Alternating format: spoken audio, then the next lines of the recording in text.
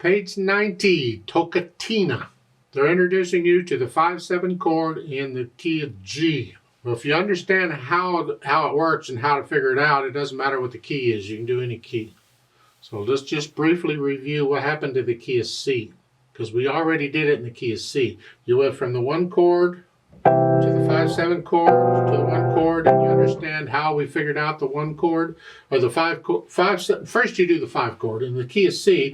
1 2 3 4 5. You do the chord, and then you add the 7th, which is another note, and then we simply put this note on top here, and we left out that note, and that gives us this pattern. So we have this to here.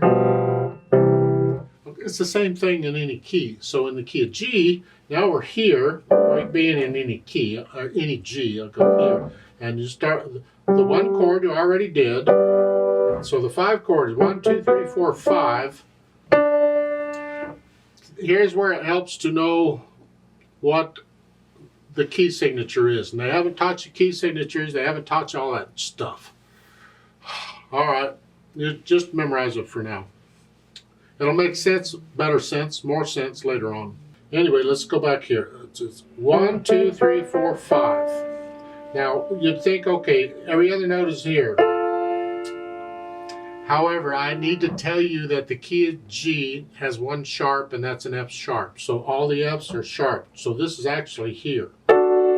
That's the 5 chord in the key of G. Now we want the 5/7, we just add another note here. And that's it, in the key of G.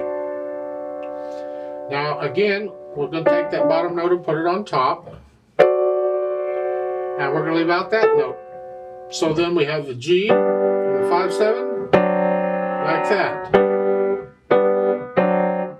What it is the little finger goes down a half step, and you're using the top 2 notes in the key. This one. C was the same way. The little finger went down half step and used the top 2 notes. That's another way of looking at it. I just want you to understand the theory of how it came about. But if it's easier for you just to remember, the bottom note goes down a half a step and you use the top 2 notes. That's fine. We'll get into it more as time goes on, but that's what it is. And in the music, they show you on the whole notes. Here, it's here. I mean, it could be anywhere. And the right hand is here. Just come up here. Now, if you have big hands and that doesn't work, then you got to do that. But otherwise, you can use the thumb and come up here. I'll leave that up to you and the size of your hands as to where you are. In the middle of the page, they introduce you to a new musical term called tempo. It simply means how fast are you going to go. What's the tempo? How fast does it go? So let's look this over. It's pages 90-91, 8th notes all over everywhere, treble and bass clef, 2/4 time, no repeat or nothing. We're good to go. So I'm going to kind of take both hands at the same time because it works out that way in this piece. I'm going to connect everything at first. So the left hand, you have a G chord, and the right hand, you're up in this position. So it's 1 and 2 and.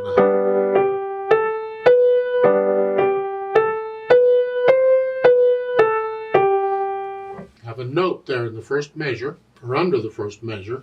They're telling you those 4 8th notes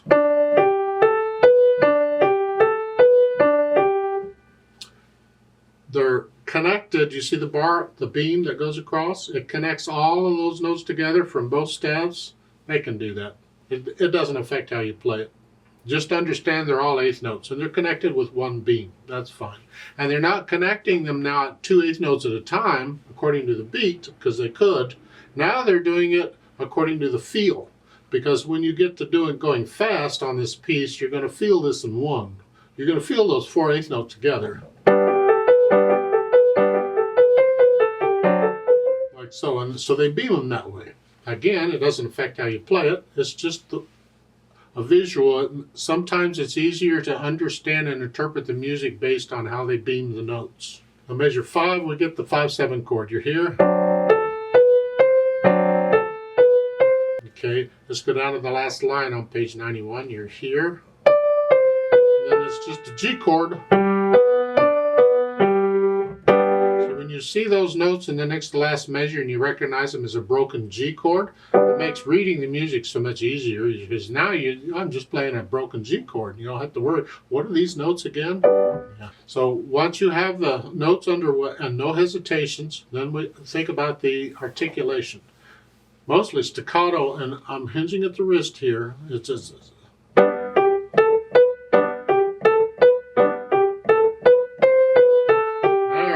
Measure 4, they're connected. So you put in the staccatos and legatos. When you're comfortable with that, you might think about the dynamics, the louds and softs, so they don't give you a lot. Moderately soft is both hands. Whatever you think sort of soft is. Until measure 8, you're going to go up to moderately loud. They give that little hairpin, a crescendo gradual. Measure 8, you're starting at moderately soft. Go up just a hair. Now moderately loud. So take your time and kind of make each note just go up a hair. And then on measure 13, you're going to go up again. Now you're going to go up to loud. They don't give you a loud until 2 measures later, but I'm going to tell you, go ahead and on measure 14, you can be loud there if you want. Go ahead and be loud on measure 14. And the last note is an accent that makes that note a very loud. Like a boom, but make it a musical boom. Don't stiffen up and let the wrist collapse a little bit, and it's staccato, so you're still coming up. Then finally, we get to the tempo, or the speed, fast.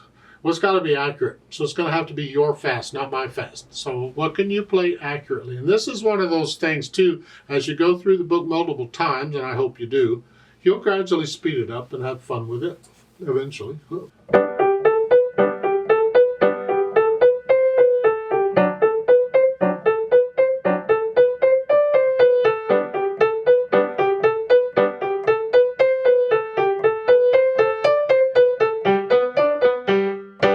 That's my fast, not your fast. You take it at your speed. Just accurate and even all the way through. Let's play it together slowly to double check the notes and the rhythms. I'm not going to do any dynamics. I'm just going to play the notes. I will do the staccatos and the accents, and that's it. So I'll give us 2 counts. Ready and go and, because they're the 8th notes. And let's try it. Ready and go and 1,